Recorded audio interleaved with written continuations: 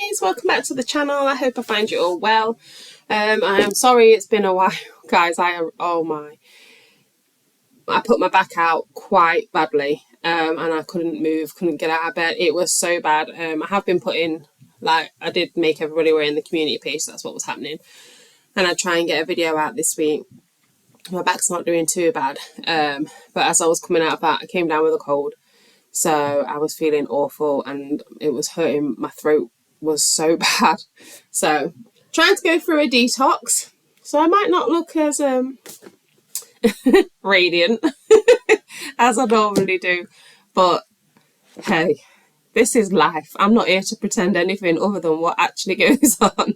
It's a rough ride sometimes and you don't always look amazing or feel it. So, hey, I'm not here to just get into all of that stuff. I'm here to do the work that the Lord's called me to do. So no matter how much, how I look physically, I'm not that shallow to really care. As long as I'm here doing what I'm supposed to be doing, as long as I look some form of presentable, then we're all right. But anyway, guys, I hope I find you all okay. Every time I have plans to build and go forward with this channel, something happens. Hey, I am still going to push forward because that's all we can do, right? Fall down 7, stand up 8. So that's what we're going to do. So we're going to do the next chapter of the Return of the Gods. Well, I say chapter, but because they're quite short and bitty, I've just put it into sections or parts.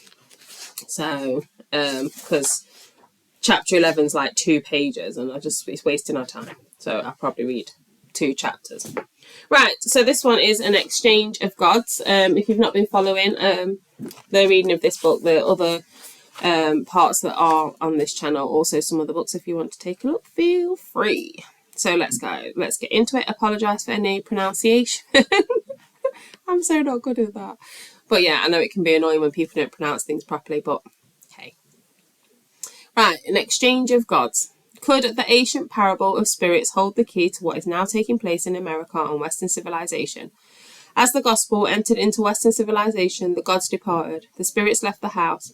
It was the advent of Christianity, the word and presence of God, the ascendancy of monotheism over paganism that caused their departure. But if these things should be weakened or removed, then the departed spirits and ancient gods would return. The door left open. And so it began.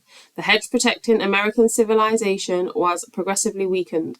The moral and ethical framework derived from scriptures was overturned. So the 2 primary safeguard against the gods and that which in ancient times had cast them out, monotheism, and the word were now being nullified. The door that had closed to the gods would be reopened. In his mythologies, Baal entered into a battle against other gods, and not only against the gods of the Canaanite mythology, but against the God of Israel and his people, against all who kept his ways. His battle was waged in the realm of morality, spirituality, politics, and culture. So in late 20th century America, the return of Baal would bring about a cultural, civilizational, and spiritual collision. It would at times be described as a culture war, but it was much deeper than culture. The conflict was ultimately spiritual and of Baal against God, the rematch of an ancient battle. In and out.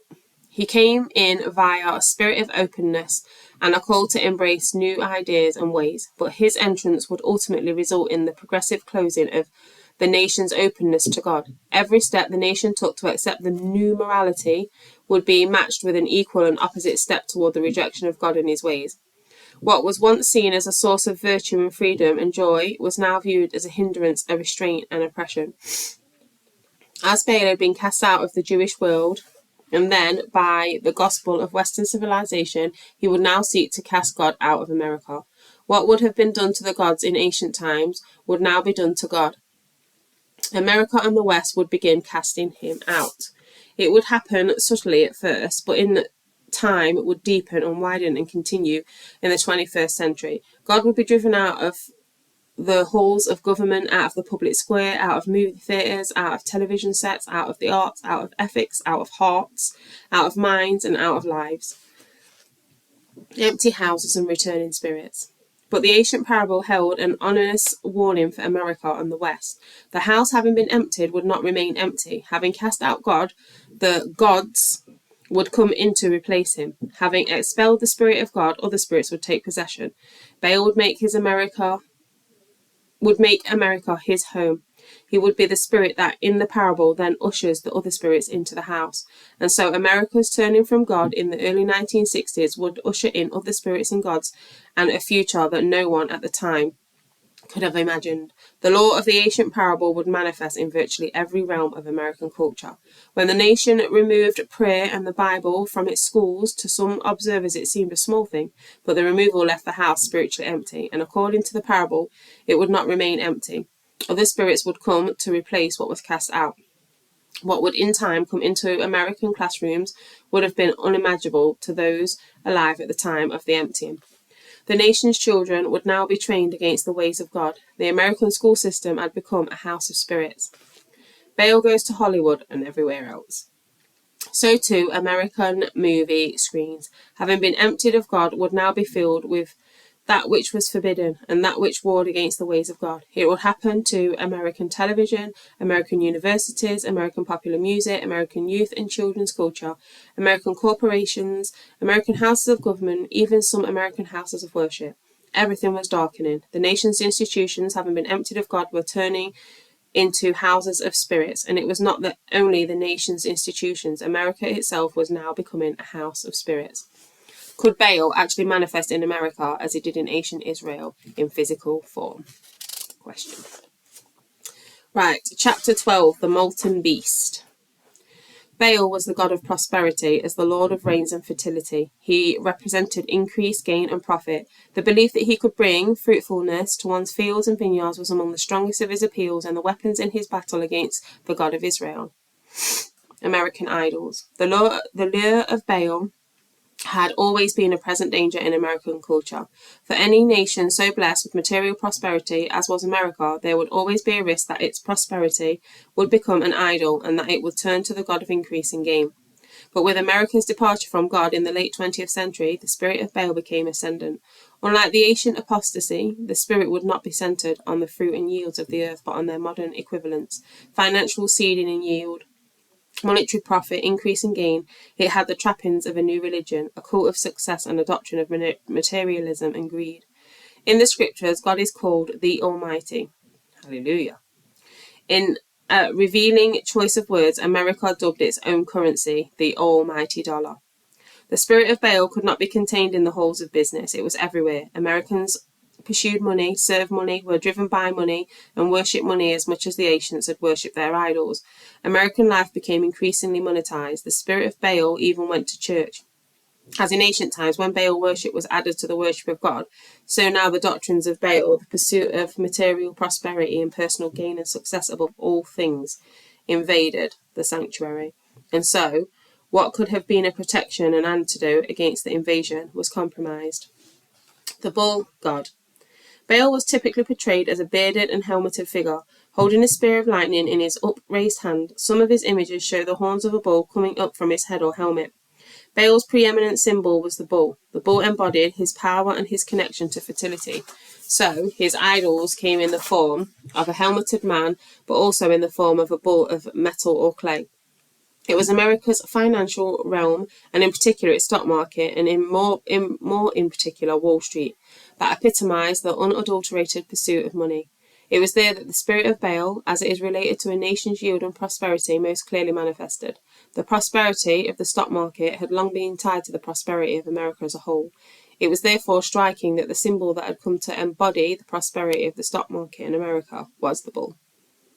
Of course, the bull did not come to Wall Street because anyone was seeking a connection with Baal. Nevertheless, it came. It did come. And the fact that the symbol of American prosperity was the same ancient symbol of national prosperity, and that it was so without any conscious intent, is even more striking. If the American stock market appeared heading toward increased gain and prosperity, it was the market of the bull market. The Baal's ancient symbol became not only an American symbol, but one that embodied the same realm and dynamic as it had in ancient times. the eagle and apostasy. But the appearance of the bull in ancient Israel was a symbol as well of something else. A nation's apostasy from God.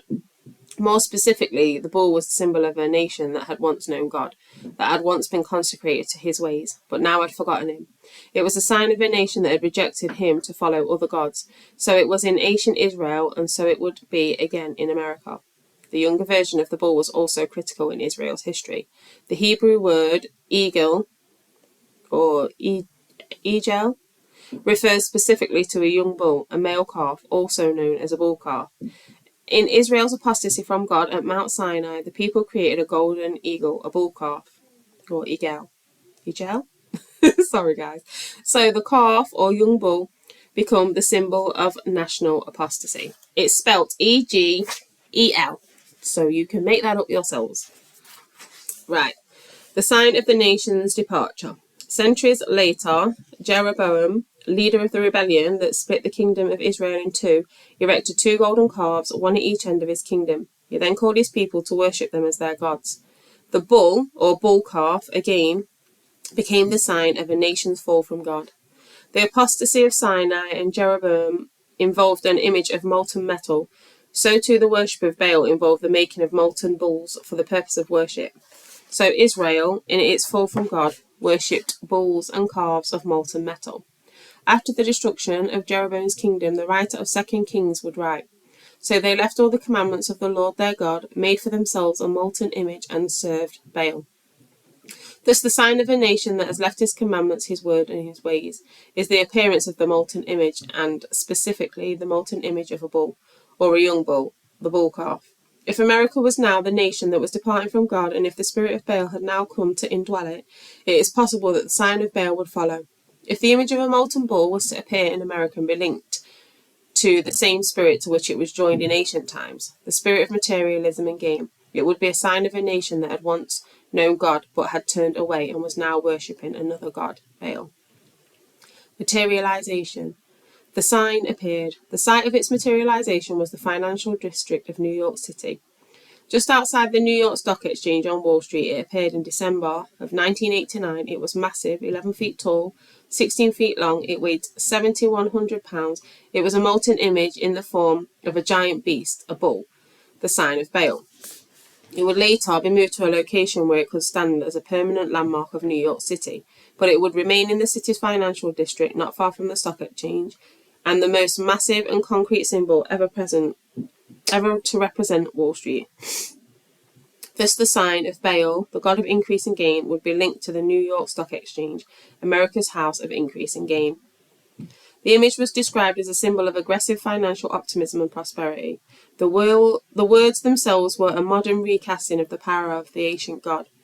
Though meant to encourage the nation, the sign was menacing. The bull's nostrils were flaring, as if ready to attack. One observer described the molten creature as an angry, dangerous beast. Another described it as embodying an aggressive or even belligerent force. The other image. On the day it appeared on Wall Street, the bull was not alone. There was another image overlooking it. It was a statue of the nation's first president, George Washington. The bull appeared on the ground on which the America came into existence as a constituted nation. It was there that Washington was sworn in as the nation's first president. After being sworn in, Washington delivered a prophetic warning. He said, in effect, if America ever turned away from God and his eternal laws, its blessings would be removed. It was an echo of Winthrop's earlier warning against ever turning to other gods. Our pleasure and profits are now standing across from the statue that commemorated the day and place in which Washington gave the prophetic warning against turning away from God. Was it the sign that the nation had done exactly that? It had turned away from God. The American Baal. So the sign of Baal that had once appeared in the high places and sacred pagan grounds of the Middle East now appeared in America. As in ancient times, it appeared in molten metal. In fact, the ancient bulls of Baal were often of molten bronze. So the bull that appeared in New York City was also of molten bronze. It was the American incarnation of Baal. It was, as well, the American version of the golden calf, the ancient biblical sign of a nation that had once known God had fallen away, and that another God had mastered it.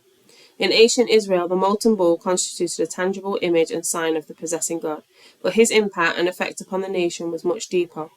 What about the return of Baal to the modern world? What was his deeper impact on America and the West?